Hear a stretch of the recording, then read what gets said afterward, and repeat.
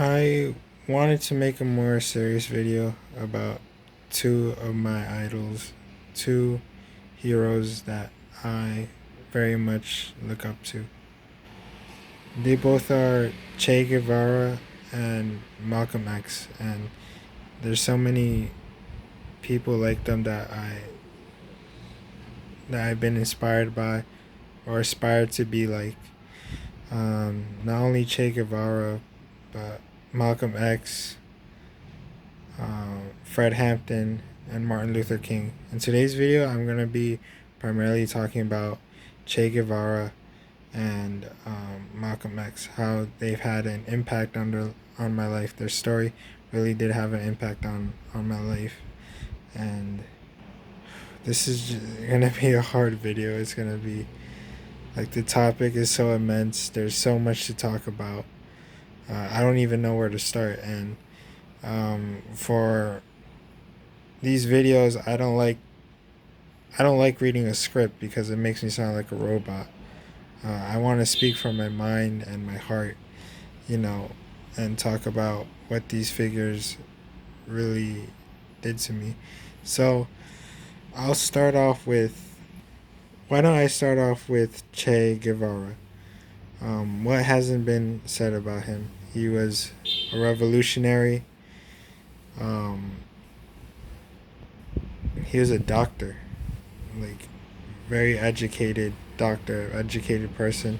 He started reading at such a young age, and that's all he really liked to do. He was a reader. He was a very poetic. He liked poems. Um, he was also a cool guy, hot-headed sometimes, but very cool guy to get along with.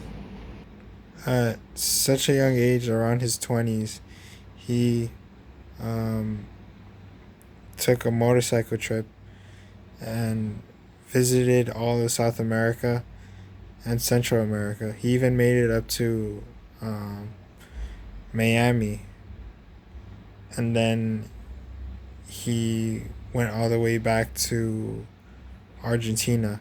And during his trip, he saw the conditions that poor people were living in, and it was horrible. He felt like he had to do something to help them. So that's why he became a revolutionary. As a doctor, he really couldn't. He could only do so much as a doctor, as a civilian. But if you apply yourself to a higher ideal, then you could accomplish so many things. I know I'm butchering this. I'm butchering his story, and the story is so many people like him.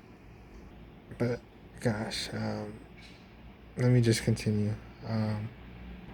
Like if you want to find out more about him, just read his autobiography by John Lee Anderson, I believe, and the Motorcycle Diaries. And he wrote a book called Guerrilla Warfare, which I think is very important to touch upon if you're interested in learning about his life. So yeah, he gets inspired. He goes to Guatemala, and I think that's where he meets Fidel Castro. And then they do some fighting in Guatemala and in Mexico together with a group, and they gave him the nickname Che Guevara. Um, his full name was Ernesto Guevara, but he changed it to Che Guevara.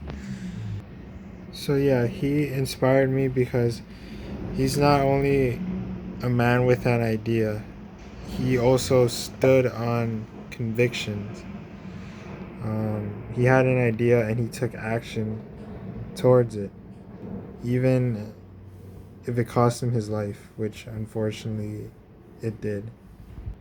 So he works with Castro to overthrow the corrupt regime, the corrupt Batista regime, that was exploiting so many people and putting them under harsh conditions and basically selling out to the United States. There's so much to talk about. I think I can make a part 2 on this video, but yeah, I'll just leave this one as is. So they were successful in overthrowing the corrupt government, and they even fended it off during the Bay of Pigs invasion as well. So both Che and Fidel were leading Cuba primarily, but Che didn't want to stop at just Cuba. He wanted to export the revolution elsewhere. So he started in the Congo. He said goodbye to Fidel Castro, and he went to the Congo to try to start a revolution there. He did the most that he possibly could to help them overthrow the government that was backed by the United States as well, and rich people and billionaires and all those types of people. But it didn't go so well for him. I'm not sure why the exact details, or why it didn't go so well. The men that he was leading, I heard, would get drunk sometimes. They were undisciplined.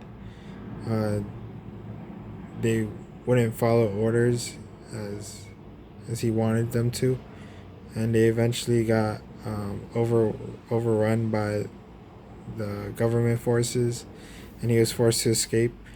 And Fidel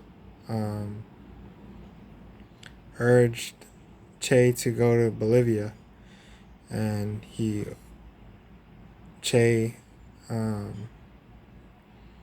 attempted to start a revolution in Bolivia too, but it failed as well.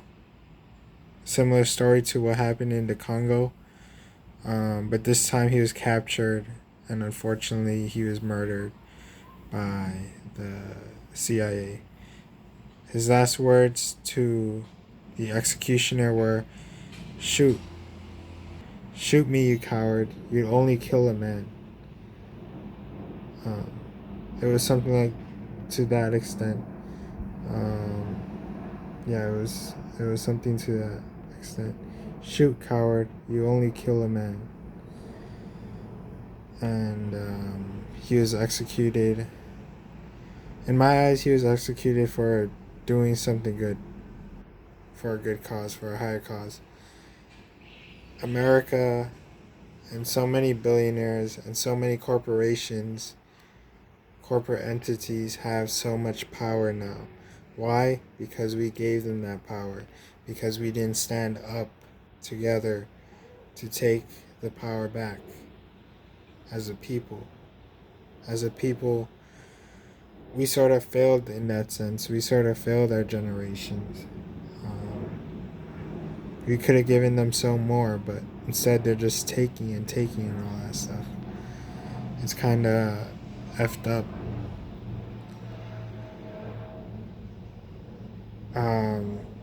I forgot who said it. Patrick Henry or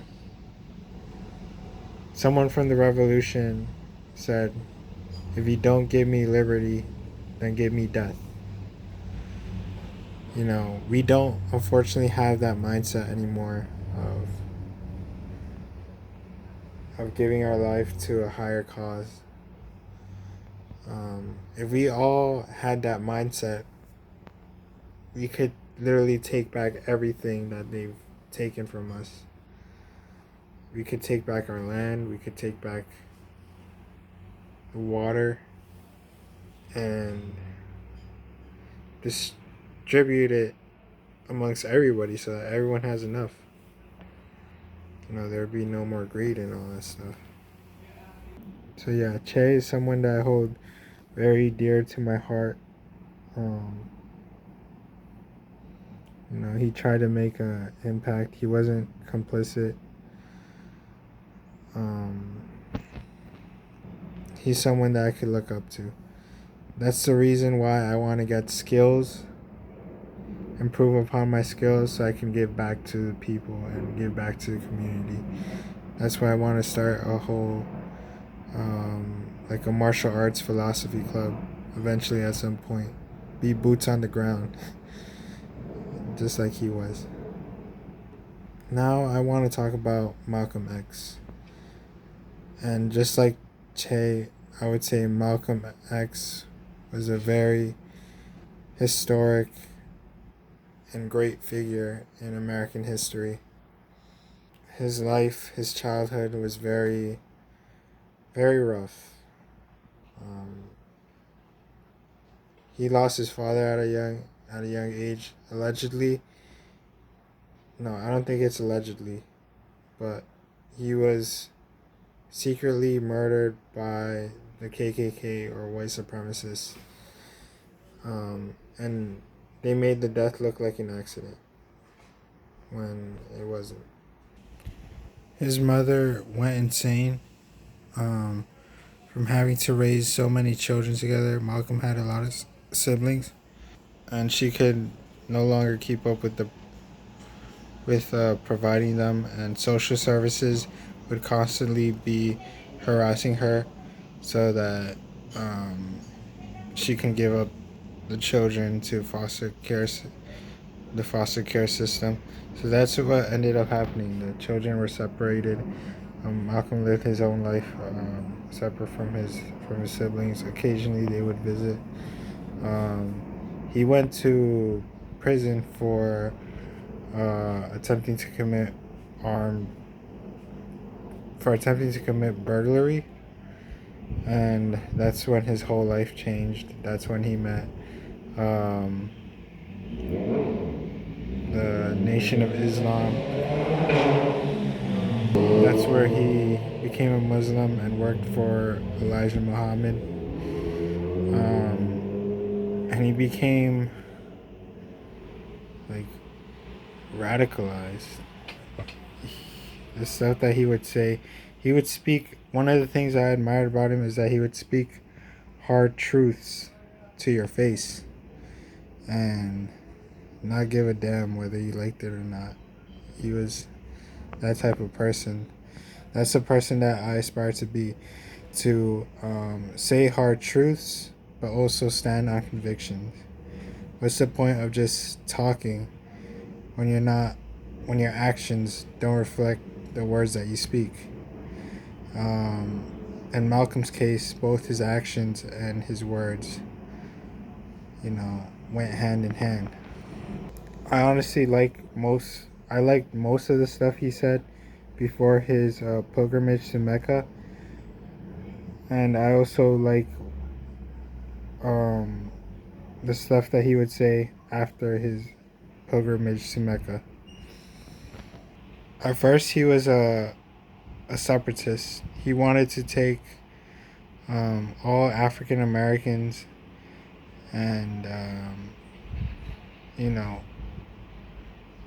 um, not integrate with white people. Basically, he saw. Well, he was. I wouldn't say brainwashed, but the Nation of Islam taught him that all white people, were the devil, and he saw it that way until he went to Mecca, and his heart changed when he saw that um, all Muslims, there were white Muslims, there were brown Muslims, they were all skin colored Muslims, black Muslims too, all skin colored Muslims, and they all prayed together, they all worshiped together, they had a strong sense of brotherhood, and he said, "This is what America needs. This is exactly the type of stuff that America needs." I truly believe that Malcolm X was a warrior, and he died a warrior's death too. How did he impact my life? He his works taught me to assert myself more. He also taught me to be very disciplined.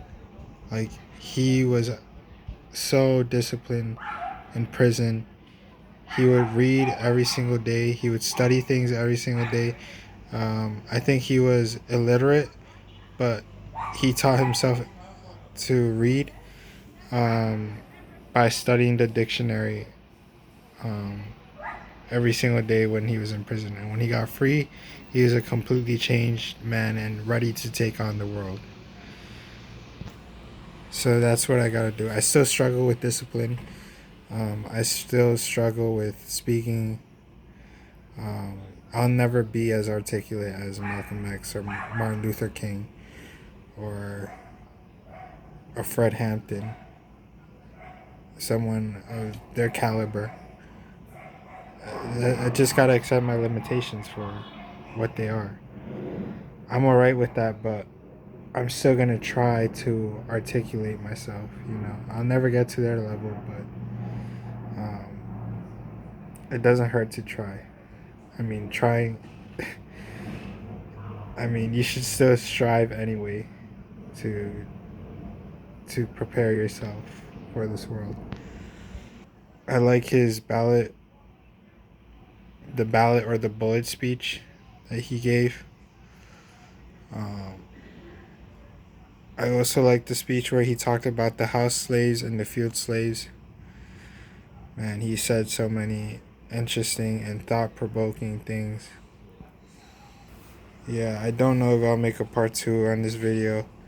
Um, I'll talk more about some of the heroes and mythologies that I like to listen to and that I grew up listening to. Yeah, so that's the end of this video. I hope you guys enjoy it. I hope you guys study these iconic figures in history um, and take something from it. Take something from this video. Um, Goodbye and good day.